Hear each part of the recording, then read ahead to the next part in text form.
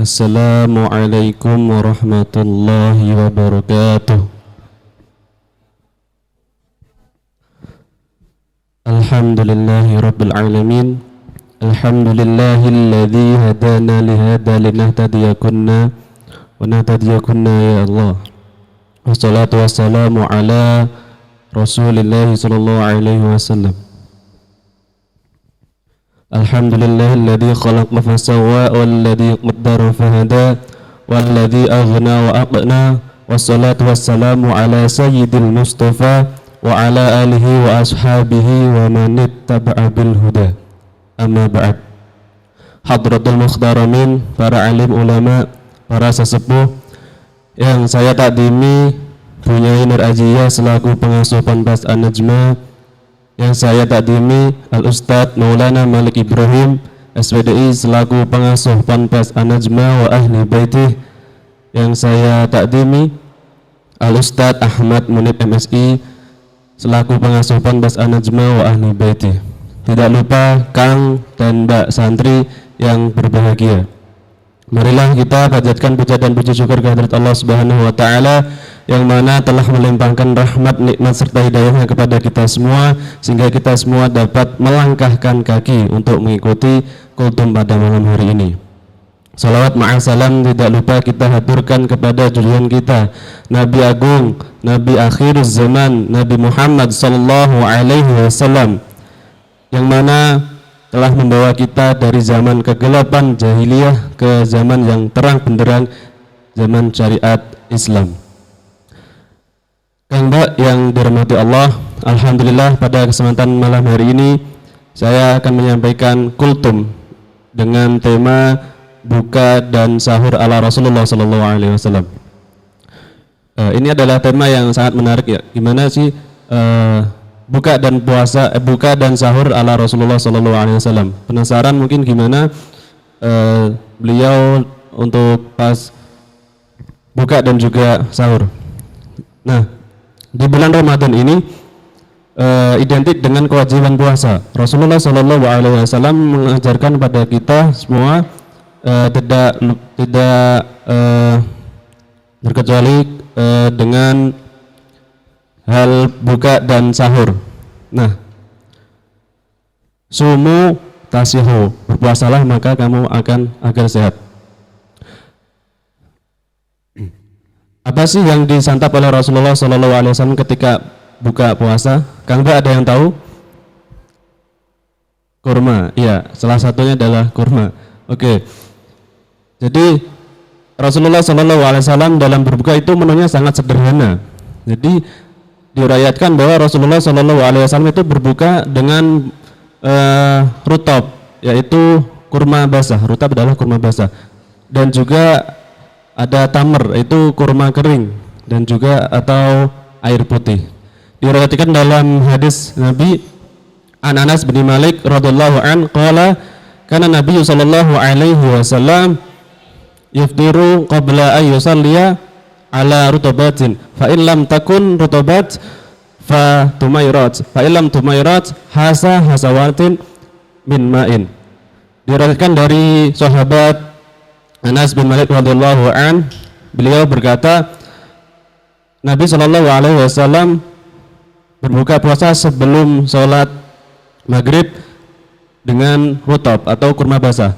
Jikalau tidak ada rutab maka beliau berbuka dengan tamar, yaitu kurma kering, dan jikalau tidak ada kurma kering beliau berbuka dengan air putih, meneguk beberapa air putih. Oke, jadi dari hadis tersebut dapat diketahui bahwa Rasulullah SAW itu dalam berbuka itu sangat sederhana sekali menunya. Dengan beliau yang hidup di daerah Arab berbuka puasa dengan kurma baik basah, kering, dan sampai air putih. Nah, lalu gimana sih tata cara yang diajarkan oleh Rasulullah SAW dalam berbuka dan sahur? Jadi dalam berbuka yang pertama Rasulullah SAW mengajarkan pada kita yaitu ta'jilus sahur, ta'jilul fitr, yakni menyegerakan berbuka. Jadi ketika udah ada adzan nih berkumandang, Allahu Akbar, Allahu Akbar, maka kita harus segera membatalkan puasa kita dengan segera mengambil air minum. Itu yang paling minimal tuh air minum, biasanya yang manis-manis ya, biasanya kalau kita senangnya yang manis-manis, yang segar gitu. Dan ya itu tadi untuk menyegerakan berbuka puasa. Nah, jangan malah kita sok-sokan untuk melama-lamakan puasa. Nanti bukanya jam 7 aja, aku masih kuat gitu. Tapi jangan sampai seperti itu. Itu hal yang tidak baik. Yang lebih utama itu takjilul fitr, menyegerakan berbuka. Terus yang kedua itu apa? Yaitu Rasulullah Shallallahu Alaihi Wasallam berbuka dengan menggunakan kurma, dengan makan kurma. Jadi di daerah Nabi yang daerah Arab yang banyak kurmanya, jadi beliau berbuka dengan kurma. Dan kalau kita di daerah kita ini kan tidak ada kurma, jadi bisa kita berbuka dengan teh hangat, dengan es buah, dengan es sirup dan lain sebagainya yang manis-manis gitu. Terus yang ketiga ini sebelum makan berat, Nabi Shallallahu Alaihi Wasallam itu sholat terlebih dahulu. Jadi kita sebelum makan yang berat-berat nih, kita kan biasanya kalau di sini kalau berbuka itu biasanya makan terlebih dahulu, sholatnya nanti aja. Nah, dari Nabi itu mengajarkan kepada kita itu untuk kita berbuka sedikit terlebih dahulu, kita minum seperlunya, setelah itu kita sholat, setelah sholat kita baru melanjutkan untuk makan yang berat. Karena jikalau kita makan berat terlebih dahulu, biasanya itu kita akan kekenyangan dan merasa ngantuk. Jadi dalam sholat nanti akan merasa malas. Itulah tadi dari berbuka ala Rasulullah Sallallahu Alaihi Wasallam. Terus selanjutnya sahur, gimana sahurnya Rasulullah Sallallahu Alaihi Wasallam?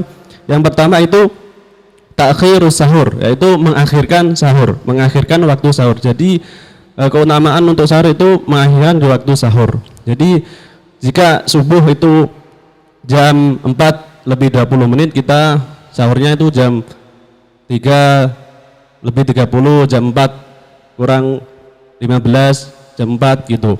Jangan sampai kita terlalu mepet juga. Misal subuhnya jam 4.20, kita sahurnya jam 4.19, itu kan sangat terlalu mepet gitu. Udah waktu imsak malah.